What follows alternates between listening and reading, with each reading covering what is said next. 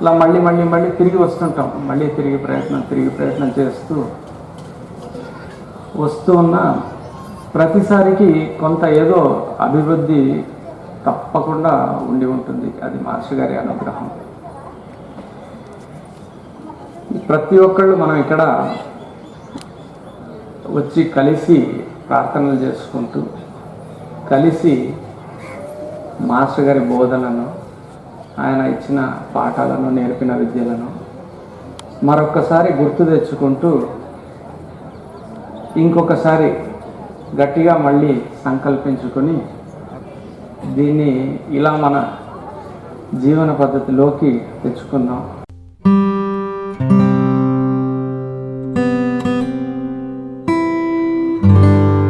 BRK రాజు, జగద్గురుపీఠం గౌరవ కార్యదర్శి.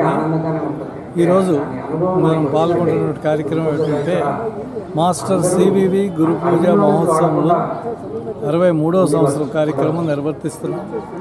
63 సంవత్సరాలుగా సనాతన భారతీయ జీవన విధానంలో మనం జీవించడానికి, ఉద్ధరింపబడడానికి మాస్టర్ విక్రాల కృష్ణమాచార్యులు వారు, మాస్టర్ ఈకే గారు ఏర్పరిచినటువంటి ఒక విధానం ఇది.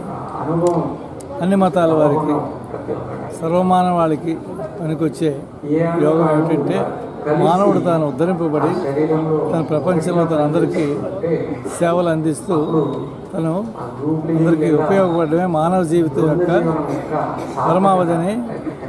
దానికి అనుపానంగా ఏమిటంటే ఒక సద్విషయాలు, భారత సాంప్రదాయంలో ఉన్నటువంటి మంచి విషయాలన్నీ ఒక దగ్గర ఏర్పాటు చేసుకుని ఒక 3 రోజుల పాటు మనం ఈ ప్రజ్ఞలో జీవించడానికి ఒక అవకాశంగా గురు పూజ మహోత్సవాన్ని 1963వ సంవత్సరంలో మాస్టర్ ఈకే గారు ఏర్పరిచారు. వారి దేహానంతరం మాస్టర్ పార్వతీ కుమార్ గారు ఈ కార్యక్రమాన్ని విస్తృతపరిచి భౌగోళికంగా వేలాది మందికి ఈ మార్గంలో నడిపించడం జరిగింది. ఈ సంవత్సరం మనకు గురు పూజ కార్యక్రమాల్లో 5 దేశాల నుంచి 20 మంది సభ్యులు వచ్చి పాల్గొన్నారు, ప్రతినిధులు.